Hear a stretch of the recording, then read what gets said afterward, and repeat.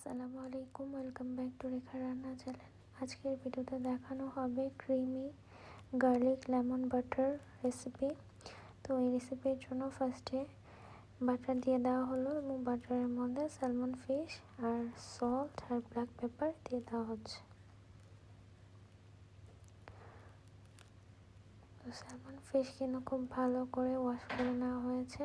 আর এখানে স্যালমন ফিশগুলো বাটারের মধ্যে দিয়ে দেওয়া হয়েছে। এখানে কিন্তু বেশ অনেকটা ব্ল্যাক পেপার দিয়ে দেওয়া হয়েছে। তো স্যালমনগুলোকে ভালো করে ভেজে নেওয়া হবে। অনেকে কিন্তু এই রেসিপিতে স্যালমনটা একটু হালকা ভাজা করে, বাট আমাদের কাছে স্যালমনের কাঁচা কাঁচা গন্ধটা ভালো লাগে না, যার জন্য স্যালমনটা একটু ভালো করে ফ্রাই করে নিলে খেতে আরও বেশি টেস্ট লাগে। তো এই তো স্যালমনগুলোকে লাল লাল করে ভেজে নেওয়া হচ্ছে। এখানে কিন্তু স্যালমনে আর কোনো মশলা দেওয়া হয়নি, just salt and black pepper দিয়ে লাল লাল করে ভেজে নেওয়া হচ্ছে বাটারের মধ্যে। এই মাছগুলো কিন্তু সম্পূর্ণ বাটারের মধ্যে ভেজে নেওয়া হচ্ছে।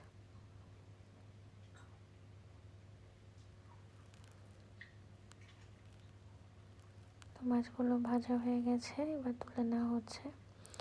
এবার এই বাটারের মধ্যে গার্লিক স্লাইস করে দিয়ে দেওয়া হলো।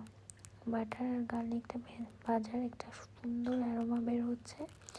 এর মধ্যে ক্রিম দিয়ে দেওয়া হচ্ছে। আপনারা যে কোনো সুপার শপে এই ক্রিমটা পেয়ে যাবেন, কুকিং ক্রিম।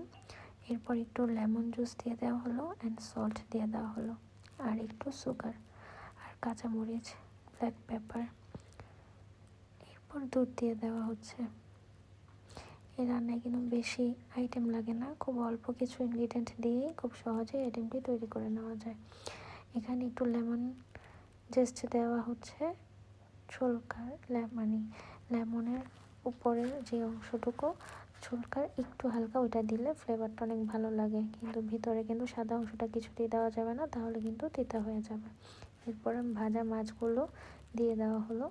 তো এটা ভালো করে রান্না করে নেওয়া হচ্ছে। আর এটা রান্না করতেও কিন্তু বেশি সময় লাগে না।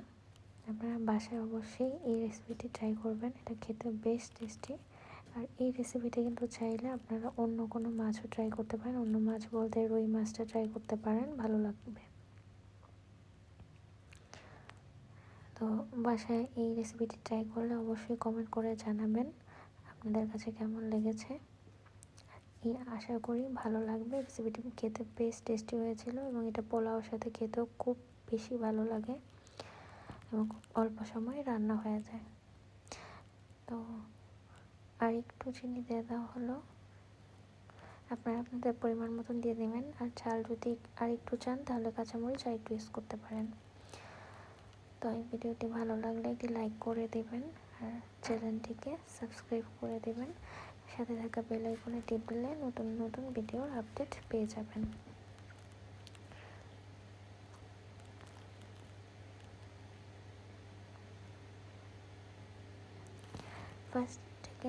এখন কিন্তু একটু লো হিটে রান্না করে নেওয়া হচ্ছে, যার জন্য মনে হচ্ছে কি অনেক সময় লাগছে, বাট এটা রান্না করতে বেশি একটা সময় লাগেনি।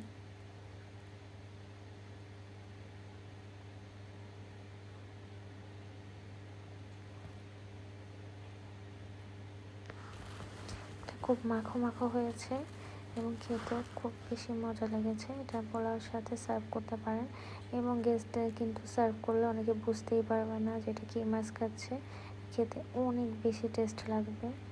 স্যালমন মাছের এই রেসিপিটি খুবই ফেমাস। আপনারা এই রেসিপিটি অবশ্যই ট্রাই করবেন বাসায়।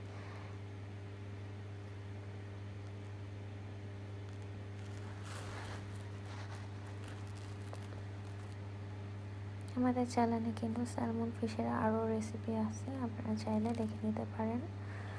স্যালমনের ট্রেডিশনাল রেসিপি এবং স্যালমনের ইউনিক রেসিপিও আছে, যেটা অনেকেই ট্রাই করে না, বাট খেতে কিন্তু এই রেসিপি অনেক বেশি টেস্ট লাগে। তো এই তো স্যালমন ফিশ রান্না হয়ে গেছে, এখন বাটিতে সার্ভ করে নেওয়া হয়েছে। আর এর উপরে একটু স্প্রিং অনিয়ন দিয়ে জাস্ট পরিবেশন করা হলো। দেখুন দেখতে কি সুন্দর লাগছে, এটা খেতেও ঠিক ততটাই টেস্ট লেগেছে।